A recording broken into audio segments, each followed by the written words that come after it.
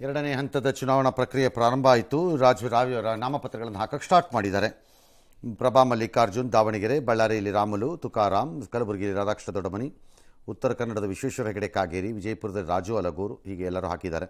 ಶಿವಮೊಗ್ಗದಲ್ಲಿ ಬಂಡಾಯ ಅಭ್ಯರ್ಥಿಯಾಗಿ ಈಶ್ವರಪ್ಪ, ದಾವಣಗೆರೆಯಲ್ಲಿ ಬಂಡಾಯ ಅಭ್ಯರ್ಥಿಯಾಗಿ ಕಾಂಗ್ರೆಸ್ ವಿನಯ್ ಕುಮಾರ್, ಚಿಕ್ಕೋಡಿಯಲ್ಲಿ ಕಾಂಗ್ರೆಸ್ ಬಂಡಾಯ ಅಭ್ಯರ್ಥಿಯಾಗಿ ಯಾರೋ ಶಂಭು ಕಲ್ಲೋಳ್ಕರ್ ಅವರೆಲ್ಲ ಹಾಕಿದ್ದಾರೆ.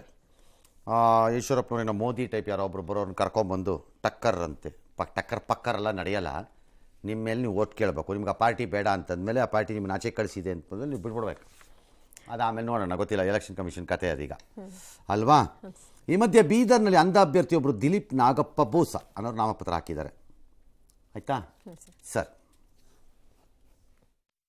ಬಂದಿದ್ದೇನೆ. ಶಿವಮೊಗ್ಗ ಲೋಕಸಭಾ ಕ್ಷೇತ್ರದ ಜನ ನನಗೆ ಬೆಂಬಲ ಕೊಡ್ತಾರೆ, ಗೆಲ್ಲಿಸ್ತಾರೆ. ಚುನಾವಣೆ ಮುಗಿದ ನಂತರ ಭಾರತೀಯ ಜನತಾ ಪಾರ್ಟಿನಲ್ಲಿ ಸಾಕಷ್ಟು ಬದಲಾವಣೆಗಳಾಗಿದೆ. ಪಕ್ಷ ಇನ್ನೂ ಕೂಡ ವಿತ್ಡ್ರಾ ಮಾಡೋದಕ್ಕೆ ಸಮಯ ಇದೆ. ಅಂತಿಮ ತೀರ್ಮಾನ ನೀವು ಮಾಡಬೇಡಿ, ಸ್ವಲ್ಪ ದಿನ ಕಾದು ನೋಡಿದ್ದೇವೆ. ಜೆಡಿಎಸ್ ಅಭ್ಯರ್ಥಿನ ಮೈಸೂರು ಕ್ಷೇತ್ರದಲ್ಲಿ ಹಾಕಿದ್ರು, ನಮ್ಮ ಅಭ್ಯರ್ಥಿ ಪರವಾಗಿ ಚುನಾವಣಾ ಪ್ರಚಾರ ಮಾಡಿ ಅಂತ ಅಲ್ಪ ಸ್ವಲ್ಪ ಖರ್ಚಿಗೆ ಕಾಸು ಕೊಟ್ರೆ ಕದ್ದೋಗಿ ಯಾರು ಯಾವ ಕಾಲದಲ್ಲಿ ಯಾರು ಓಟ್ ಹಾಕ್ಸಿದ್ದೀರೋ, ಯಾರು ಕಾಲು ಎಳೆದಿದ್ದೀರೋ, ಯಾರು ಕೈ ಹಿಡಿದು ನಡೆಸೇನೇನು ಅಂತ ನಡೆಸಿದ್ದೀರೋ, ಯಾವನಿಗೆ ಗೊತ್ತು ನಿಮ್ಮ ಆಟಗಳು, ನಿಮ್ಮ ಮಾಯಾ ಜಾಲಗಳು. ಅದನ್ನು ನಂಬಿಕೊಂಡು ನಾವು ಕೂತಿದ್ದೀವಲ್ಲ ಪಾಪ, ಅದನ್ನು ನಂಬಿಕೊಂಡು ಕಾರ್ಯಕರ್ತರು ಕೂತಿರತ್ವಲ್ಲ ಎಲ್ಲ ಪಕ್ಷದಲ್ಲೂ. ಕತೆ ಏನಂತೆ ಆಸ್ತಿ ಈಶ್ವರಪ್ಪನವ್ರದ್ದೊಂದು 24 ಕೋಟಿ ಅಂತೆ, ಸಾಲ 6 ಕೋಟಿ ಚಿಲ್ಲರೆ, ಯಾವ ಕಾರು ಇಲ್ವಂತೆ. ಅವ್ರು ಶ್ರೀಮತಿದು ಅಷ್ಟೇ ತೋರಿಸ್ದಂಗಿತ್ತು, 24 ಕೋಟಿನ 25 ಕೋಟಿನ ಶ್ರೀಮತಿದು ಅಷ್ಟೇ ಇದ್ದಂಗಿತ್ತಪ್ಪ.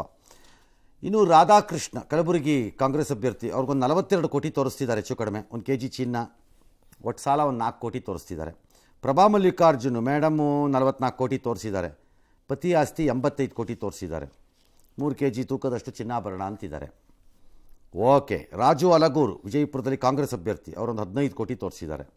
ವಿನಯ್ ಕುಮಾರ್ ದಾವಣಗೆರೆಯ ರೆಬೆಲ್ ಅಭ್ಯರ್ಥಿ, ಅವರೊಂದು 60 ಕೋಟಿ ತೋರಿಸಿದ್ದಾರೆ. ಓಕೆ, ಎಲ್ಲರಿಗೂ ಆಲ್ ದ ಬೆಸ್ಟ್. ಹಾಸನದಲ್ಲಿ ದೋಸ್ತಿ ಅಭ್ಯರ್ಥಿ ಪರ ಪ್ರಚಾರ ಮಾಡ್ತಿದ್ದ ಬಿಜೆಪಿ ಮುಖಂಡನ ಮೇಲೆ ದಾಳಿ ನಡೆದಿದೆ. 30ಕ್ಕೂ ಹೆಚ್ಚು ಮಂದಿ ಗುಂಪಲ್ಲಿ ಬಂದು ಬಿಜೆಪಿಯ ಐನೆಟ್ ವಿಜಯ್ ಪ್ರಮೋದ್ ಸಂದೇಶ್ ಮೇಲೆ ಹಲ್ಲೆ ನಡೆಸಿದ್ದಾರೆ. ಪ್ರೀತಮ್ ಗೌಡ ವಿಚಾರಕ್ಕೆ ಯಾಕೆ ಬರ್ತೀಯಾ ಅಂತ ಪ್ರಶ್ನೆ ಮಾಡಿ ದಾಳಿ ಮಾಡಿದ್ದಾರೆ. ಹಲ್ಲೆ ದೃಶ್ಯ ಸಿಸಿಟಿವಿಯಲ್ಲಿ ಸೆರೆಯಾಗಿದೆ. ಪ್ರೀತಮ್ ಗೌಡ ಬೆಂಬಲಿಗರೇ ಈ ಕೃತ್ಯ ಎಸಗಿದ್ದಾರೆ ಎನ್ನಲಾಗ್ತಾ ಇದೆ. ಆಸ್ಪತ್ರೆಗೆ ಮಾಜಿ ಪ್ರಧಾನಿ ದೇವೇಗೌಡರು ಹೋದ್ರು, ಆರೋಗ್ಯ ವಿಚಾರಿಸಿದ್ರು, ಪರೋಕ್ಷವಾಗಿ ಪ್ರೀತಮ್ ವಿರುದ್ಧ ವಾಗ್ದಾಳಿಯನ್ನು ನಡೆಸಿದ್ರು. ಇನ್ನು ರಾಜ್ಯದಲ್ಲಿ ಲೋಕಸಭಾ ಚುನಾವಣಾ ಕಾವು ಕೂಡ ಹೆಚ್ಚಾಗ್ತಾ ಇದೆ. ಚಾಮರಾಜನಗರದಲ್ಲಿ ಸಿಎಂ 2 ಕಡೆ ರ್ಯಾಲಿ ಮಾಡಿದ್ದಾರೆ. ಬೀದರ್ನಲ್ಲಿ ಸಾಗರ್ ಖಂಡ್ರೆ ಪರ ಎಐಸಿಸಿ ಅಧ್ಯಕ್ಷ ಮಲ್ಲಿಕಾರ್ಜುನ ಖರ್ಗೆ ಪ್ರಚಾರವನ್ನು ಮಾಡಿದ್ದಾರೆ. ಇದೇ ಹೊತ್ತಲ್ಲಿ ಸಚಿವ ಈಶ್ವರ ಖಂಡ್ರೆ ಸಹೋದರ ಅಧ್ಯಕ್ಷರಾಗಿರೋ ಡಿಸಿಸಿ ಬ್ಯಾಂಕ್ ಮೇಲೆ ಐಟಿ ದಾಳಿ ನಡೆಸಿದೆ. ಅವ್ಯವಹಾರ ಆರೋಪದ ಮೇಲೆ ಈ ರೇಡ್ ಆಗಿದೆ. ಇನ್ನು ಟಿಕೆಟ್ ವಂಚಿತ ಕೋಲಾರ ಸಂಸದ ಮುನಿಸ್ವಾಮಿ ಬಂಗಾರಪೇಟೆ ಅಸೆಂಬ್ಲಿಯಿಂದ ಸ್ಪರ್ಧೆ ಮಾಡ್ತಾರೆ ಅಂತ ವಿಪಕ್ಷ ನಾಯಕ ಅಶೋಕ್ ಅವರು ಹೇಳಿದ್ರು. ಸ್ಥಳದಲ್ಲಿ ಆಕ್ಷೇಪ ವ್ಯಕ್ತವಾಯಿತು. ನಂತರ ನಾನು ಆ ರೀತಿ ಹೇಳಿಲ್ಲ ಅಂತ ತೇಪೆ ಹಚ್ಚಿದ್ರು. ಅತ Congress MLC BK Hariprasad pen drive bomb ಸಿಡಿಸಿದ್ದಾರೆ. ಏನೇ ಭಿನ್ನಾಭಿಪ್ರಾಯ ಇದ್ರೂ ಕೂಡ ಪೆನ್ ಡ್ರೈವ್ನಲ್ಲಿ ಇಡ್ತೀನಿ, ಎಲೆಕ್ಷನ್ ಮುಗಿದ ಮೇಲೆ ಬಿಡ್ತೀನಿ ಎಂದಿದ್ದಾರೆ. ಏನು ತಪ್ಪು ಮಾಡಿದ್ರಿ? ನಂದು ಒಂದು ಓಟು, ಎಕ್ಸ್ ಈಸ್ ಆಲ್ಸೋ ಅವ್ರಿಗೂ ಒಂದು ಓಟು. ಜನರೆಲ್ಲ ಮಾತಾಡಿದ್ರಿ, ನಾನು ಈ ವಿಷಯದಲ್ಲಿ ಲಘುವಾಗಿ ತೆಗೆದುಕೊಳ್ಳೋದಿಲ್ಲ.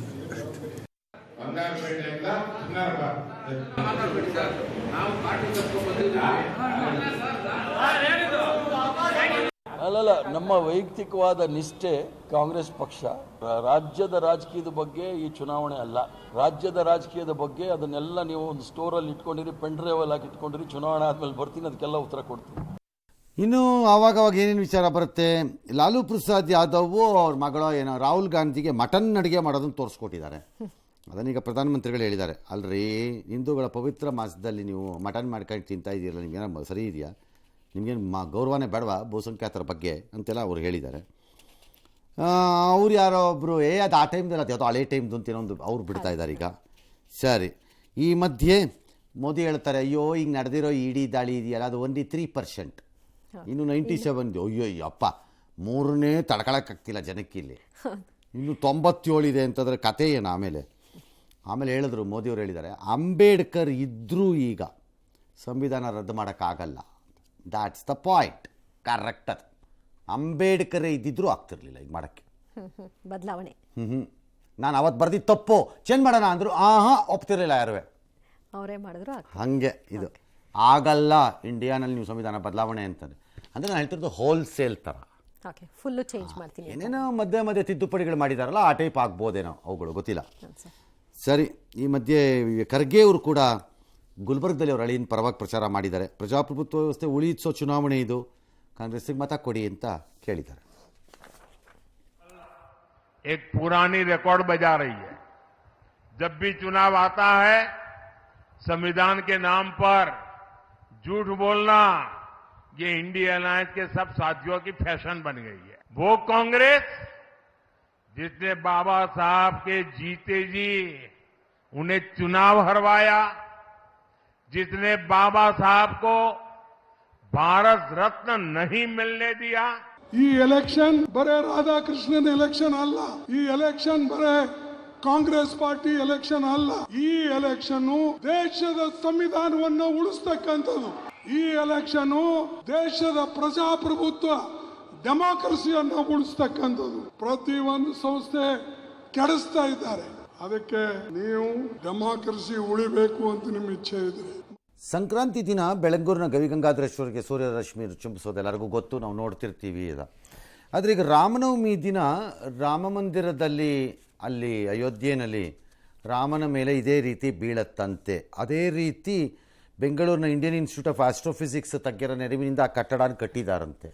ಅಂದರೆ ಏನೋ ಚೆಕಿಂಗ್ ಎಲ್ಲ ಮಾಡ್ಕೊಂಡಿದ್ದಾರಂತೆ, ಆರ್ಟಿಫಿಷಿಯಲ್ ಲೈಟಲ್ಲೆಲ್ಲ ಇಟ್ಕೊಂಡು ಮಾಡಿಕೊಂಡು ಎಲ್ಲ ನೋಡಿದ್ದಾರೆ. ನೋಡೋಣ ಇದೆ ರಾಮನವಮಿ ದಿನ ಏನಾಗುತ್ತೆ ಅಂತ ನೋಡೋಣ. ಎಸ್,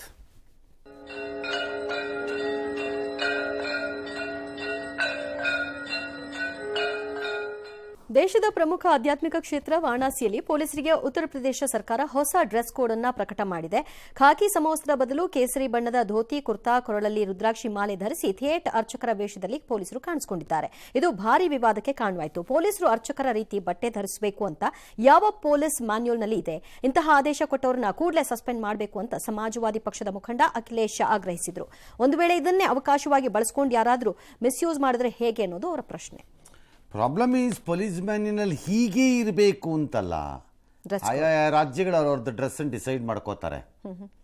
ಈಗ ಪಶ್ಚಿಮ ಬಂಗಾಳದಲ್ಲಿ ಒಂದು ಡ್ರೆಸ್ ಮಾಡ್ಕೋತಾರೆ, ಇನ್ನೊಬ್ರು ಒಂದು ಡ್ರೆಸ್ ಮಾಡ್ಕೋತಾರೆ, ಇನ್ನೊಬ್ರು ಒಂದು ಮಾಡ್ಕೋತಾರೆ. ಆ ಥರ ಕಲರ್ ವೈಸು ಪಶ್ಚಿಮ ಬಂಗಾಳದಲ್ಲಿ ವೈಟ್ ಇರಬೇಕು ಅವರು, ಆ ಥರ ಏನೇನೋ ಇದೆ ಅದು. ಬಟ್ ಇದು ಯಾಕೆ ಮಾಡಿದ್ರು ಅಂತ ನನಗೆ ಅರ್ಥವಾಗ್ತಿಲ್ಲಪ್ಪ, ಗೊತ್ತಿಲ್ಲ ನನಗೆ. ಸರಿ, ರಾಜಕೀಯ ಡೆಲ್ಲಿನಲ್ಲಿ ಏನಾಗಿದೆ, ರಾಷ್ಟ್ರಪತಿ ಆಡಳಿತ ತರೋದಕ್ಕೆ ಬಿಜೆಪಿ ತಯಾರಿ ಮಾಡ್ಕೋತಿದ್ದಾರೆ ಅಂತ ಅಲ್ಲಿಯ ಮಂತ್ರಿಯ ಆರೋಪ. ಬಿಜೆಪಿಯವರು ನಾವ್ಯಾಕೆ ತರ್ತೀವಿ, ಜನರ ದಾರಿ ತಪ್ಸಕ್ಕೆ ಮಾಡ್ತಿರೋ ಕತೆ ಇದು ಅಂತ ಅವರು. ಈ ಮಧ್ಯೆ ಅಲ್ಲಿಯ DCM ಆಗಿದ್ದ ಸಿಸೋಡಿ ಅವರು ಕೋರ್ಟ್ಗೆ ಹೋಗಿದ್ದಾರೆ.